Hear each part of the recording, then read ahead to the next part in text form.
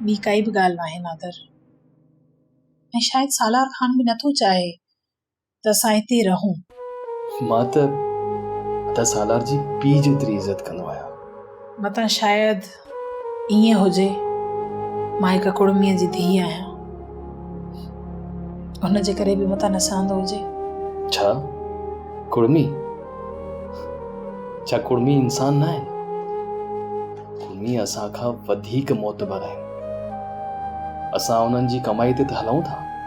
असां छा, सॼो मुल्क त कुड़मियुनि जी महिनत ते हले थो। ही अन्न केरु थो पाए? कुड़मी। ही महिनत केरु था कनि? कुड़मी। बाक़ी असां जहिड़ा वॾेरा रुगो डॉक्टरनि जे चकरनि में पूरा आहिनि। पर मां हिकिड़ी ॻाल्हि कंदसि, जेकॾहिं तूं बुरो न सम्झीं त मां चाहियां थी त तूं अलॻि घर ठाराए, असां ॿई उते रहूं। बानू बेगम जेकॾहिं नथी चाहे त भला असां अलॻि रहूं। सदोरी, ही घर न भाॼाई बानो जो आहे न आदा सालार जो आहे। ही जेकी बि मिल्कियत आहे, जेतिरी बि प्रॉपर्टी आहे, सभु बाबा अदी मेहरू जे नाले करे वियो आहे। मुंहिंजी मालिक उहा आहे। इन करे अदा सालार असांखे न हिन घर मां कढी थो सघे, न ही कुझु चई थो सघे। घर खणी कंहिंजो बि हुजे नादर, पर हिन घर में हुकुम त सालार खान जो तो हले न। चरी, घर ठाराइण को सोलो कम आहे छा? वॾो ख़र्च तो लॻे। मूंखे बंगलो न खपे, मूंखे हिकिड़ी झोपड़ी ठहिराए ॾे। सोन चांदी माल मिल्कियत कुझु बि न खपे। इन्हनि शयुनि जी तलब मूंखे न आहे।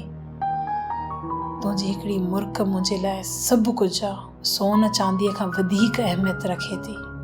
हा सतोरी, तू सही थी चवीं। इंशाल्लाह सब कुछ सही थी वेंदो, तू परेशान न थी। काफ़ी रात थी चुकी है, हाणे सुम्हण खपे। मूंखे बि निंड थी अचे। वञी लाइट बंदि करियां।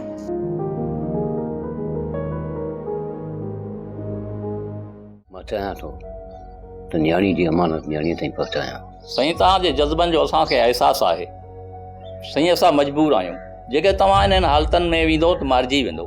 ख़बर न आहे त मूंखे केतिरो इंतज़ारु करिणो पवंदो। हाणे त हिकु हिकु घड़ी बि मूंखे साल बराबरि थी लॻे। साईं, सदोरी जेसी ताईं नादर खान जे घर में आहे न, तेसी ताईं तव्हां नथा मिली सघो। हाणे त सदोरी सॼी ज़िंदगी नादर खान वटि रहंदी। इन जो मतिलबु त मां कॾहिं सदोरी खे नथो ॾिसी सघां। साईं, तव्हां दिलि न लायो, सदोरी ॾींहं ॿिनि में पंहिंजे पीउ जे घर वेंदी। साईं, पोइ उन सां तव्हां मिली बि सघो था, पोइ हुनखे अमानत बि ॾेई सघो। ईअं ई थींदो। सोप सीरियल सिंध ॼाई तमाम एपिसोड्स ॾिसो हाणे HD क्वालिटीअ में। विज़िट करियो असांजो YouTube channel Sindh TV HD drama. Subscribe कयो असांजो official YouTube channel Sindh TV HD drama ऐं वधीक अपडेट लाइ बेल आइकन खे क्लिक करियो।